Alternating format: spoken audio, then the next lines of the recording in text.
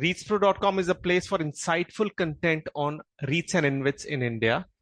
And please do subscribe to our mailing list to get regular updates. Connect us on WhatsApp, or you can join us on Telegram also for regular broadcasts. Today's topic is REITs and public InvITs and the distribution for the period ending June 30th, 2022. We will do a comparison of the three REITs that are there in India and the Q1 distribution for unit holders for 2022-23 financial year. So we'll do a distribution comparison of all three REITs. We'll show you the distributions. Then we'll do a quick comparison of the distribution and then the quick comparison in terms of percentage returns on the three. So for our new audience, REITs or InvITs are basically shares of rent generating commercial property. You can buy them easily on exchanges and they are strictly regulated by SEBI. You can please see the website reitspro.com for more information. Secondly, distributions are not to be confused with dividends. Equity dividends are taxable, but distributions have different rules, and distributions are divided into 4 parts as given here. For this, you can watch our earlier videos. So, if we take the case of Embassy REIT, for the distribution for financial year 22-23, there are 3 main pieces of information which you can note down here. One is the distribution, the types of distribution. Second, the record date and the payment date, and the last quarter distributions. So in case of Embassy REIT, the total distribution is 5 rupees 33 paise for Q1 23. The interest component is 65 paise. The amortization is 1 rupee 85 paise. Tax-free dividend is 2.83 and taxable dividend is nil. So the total distribution is 533. And the record date is given as 29th July, and the payment was done on 3rd of August 22. And just to remind you, type 1 and type 4 here are taxable, type 2 and type 3 are tax-free components that you get. So Embassy REIT, the record date is as shown, Mindspace, the record date is as shown, and Brookfield, the record date and payment dates are as shown on the screen here. And you would be well aware that ex-dividend date is different from record date, because that's the ex-dividend date is the date on which you should own the units to get benefit of the distributions, not the record date. And you can have a search on that on net and you will get the difference if you are unaware of the two.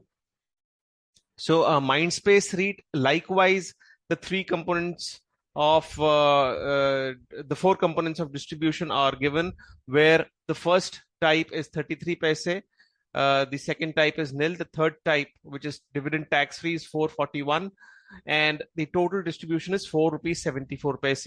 In the last quarter, it was 4 rupees 61 paise, and the record date was 16th August 22, and the payment date was 25th August 22.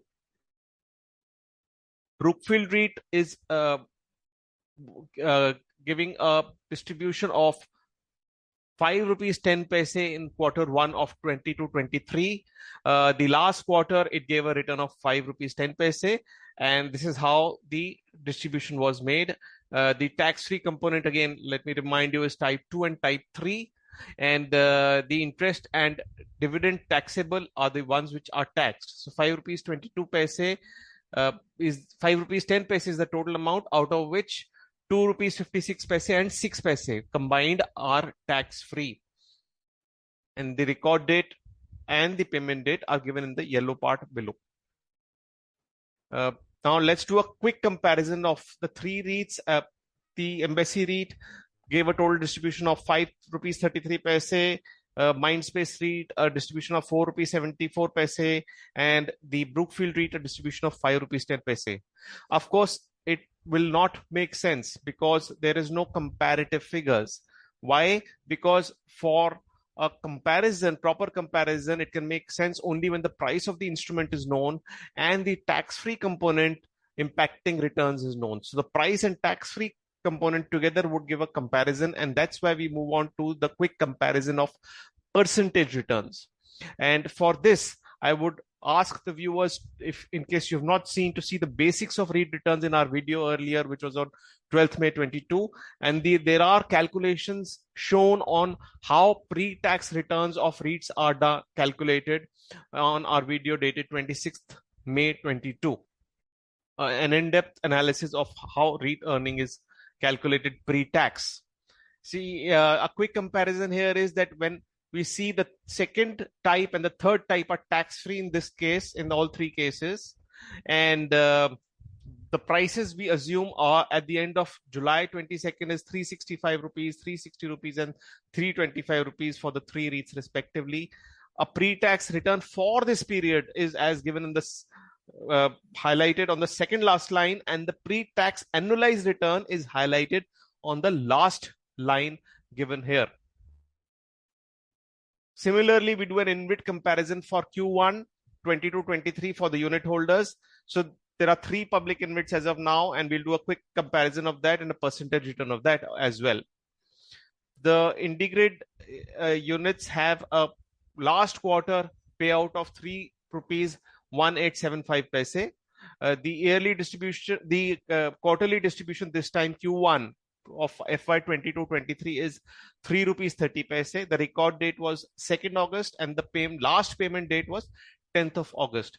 In this total component of 3 rupees 30 paise, 3 rupees 6 paise was the taxable part or the interest part, and 24 paise was exempt as it was amortization or redemption of amounts.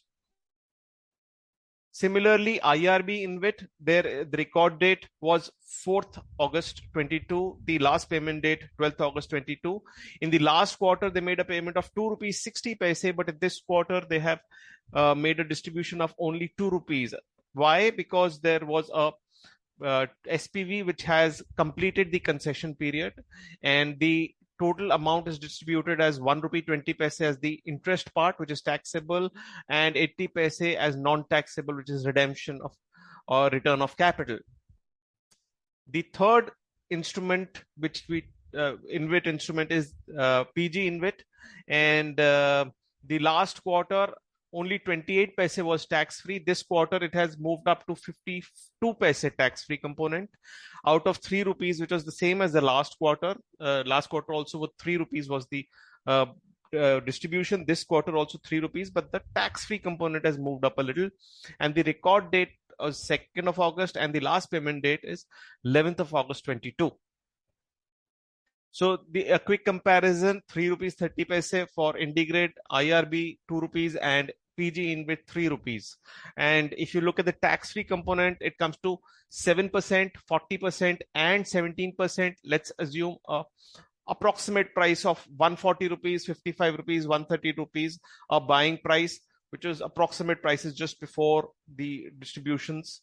And we get a pre-tax amount of 2.43%, 4.26%, and 2.44% in the quarter, and annualizes as given on the last line. So you can also look at 2 books which will help you understand the asset level analysis and the REITs and InvITs analysis, which are given here, and the links are also shared in the description. Apart from that, we will soon come out with a video on asset level comparison of all the 3 REITs. Additionally, for a one-to-one REIT training session, do visit our site reitspro.com. You can mail us or WhatsApp us from the links given in the website. Thank you so much.